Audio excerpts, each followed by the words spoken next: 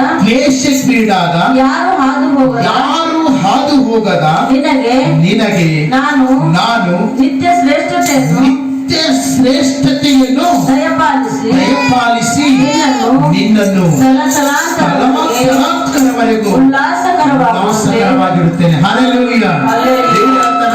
ಈ ತಲಾಂತಕರವರೆಗೂ ಈ ಜೀಸಸ್ ಹೋಲಿ spirit ministry, ಈ ಸೇವೆಯನ್ನ ನಾನು ಆಶೀರ್ವಾದ ಮಾಡ್ತೇನೆ ಎಂಬುದಾಗಿ ದೇವರು ಹೇಳ್ತಾ ಇದ್ದಾನೆ. ಹಲ್ಲೆಲೂಯಾ. ಇದು ನನಗೆ ಸಂಬಂಧಪಟ್ಟಿರುವಂತಹ ವಾಗ್ದಾನ ಅಲ್ಲ, ಇದು ಚರ್ಚಿಗೆ ಸಂಬಂಧಪಟ್ಟಿರುವಂತಹ ವಾಗ್ದಾನ ಅಲ್ಲ. ಆ ವಾಗ್ದಾನದ ದೇವರು ಏನಂತ ಹೇಳ್ತಾನೆ ಗೊತ್ತದನ, ನಾನು ನಿತ್ಯ ಶ್ರೇಷ್ಠತೆಯನ್ನು ದಯಪಾಲಿಸ್ತೇನೆ.